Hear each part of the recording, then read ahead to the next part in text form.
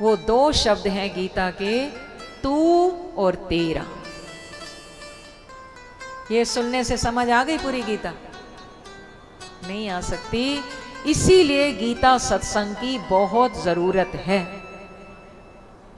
गीता पढ़ने से उतनी समझ में आने वाली नहीं जितना गीता सुनने से समझ में आएगी। थोड़ा सा स्लो, जितना सुनने से समझ में आएगी।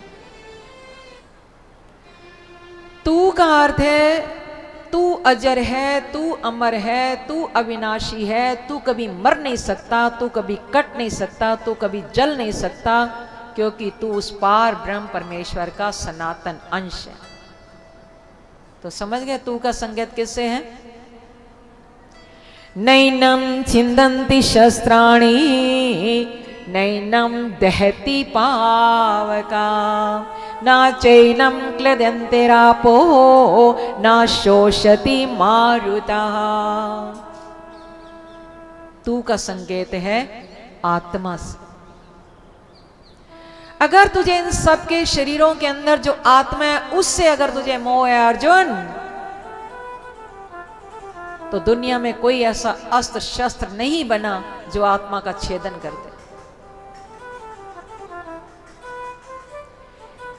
दुनिया में किसी भी वस्तु को या किसी व्यक्ति को नष्ट भ्रष्ट करना हो तो 4 साधनों से कर सकते हैं। किसी शस्त्र के द्वारा काट पीट करो, तलवारें चलती हैं, कितनी हत्याएं हो जाती हैं। दूसरा साधन है अग्नि के द्वारा, छोटी सी दिया सलाई जलती है, गांव के गांव तबाह हो जाते हैं। तीसरा साधन है जल के द्वारा, बाढ़ आती है फिर भी बड़ी तबाही हो जाती है। और चौथा साधन है हवा सुखा देती है। दैवी कोप होते हैं, भूकंप आते हैं, पीछे केदारनाथ बद्रीनाथ क्या हाल हुआ आप सब जानते हैं। पर दुनिया में एक चीज ऐसी है जिसको इन चारों साधनों से नष्ट भ्रष्ट नहीं किया जा सकता, और वो है हमारी आत्मा। नैनम छिंदन्ति शस्त्राणि, आत्मा को काटने के लिए आज तक कोई शस्त्र नहीं बना। नैनम दहति पावका, आत्मा को जलाने के लिए कोई अग्नि नहीं बनी है अभी तक। आत्मा को जल डुबो नहीं सकता है, शरीर डूबेगा आत्मा नहीं, शरीर जलेगा आत्मा नहीं, शरीर कटेगा आत्मा नहीं। आत्मा को हवा सुखा नहीं सकती, शरीर सूख जाएगा आत्मा नहीं सूखेगी।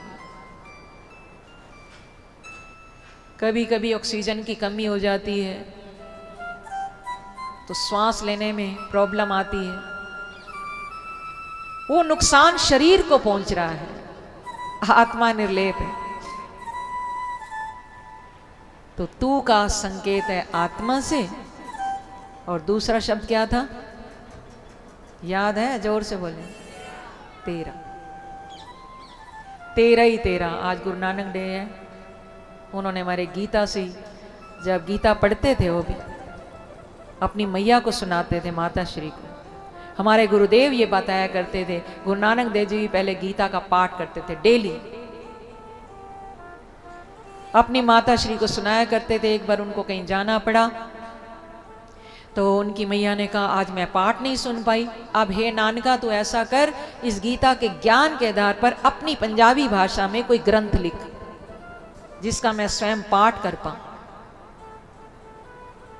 तब उन्होंने गुरु ग्रंथ साहब की रचना की। राम कृष्ण का नाम ही तो सारा है उसमें, महिमा भरी। तो जब 8वें अध्याय के 13वें श्लोक में आए, ओम इत्येकाक्षरम ब्रह्म विहारन मामनु स्मरण, ओम इत्येकाक्षरम, जैसे ओम पढ़ा वहीं छोड़ दिया सब कुछ। उसी ओम से ओंकार शब्द लेकर पूरा गुरु ग्रंथ साहब की रचना कर दी। और जब 13 पढ़ा, 13 के बाद गिनती आगे पड़ी नहीं, 13 ही 13 कर दिया। बोलो एक बार, हे नाथ मैं तेरा हूं, हे नाथ मैं तेरा हूं। इतना कहते ही भगवान के भक्त बन जाएंगे। तो तेरा के संकेत है, ना तेरा कुछ था और ना ही तेरे साथ कुछ जाएगा।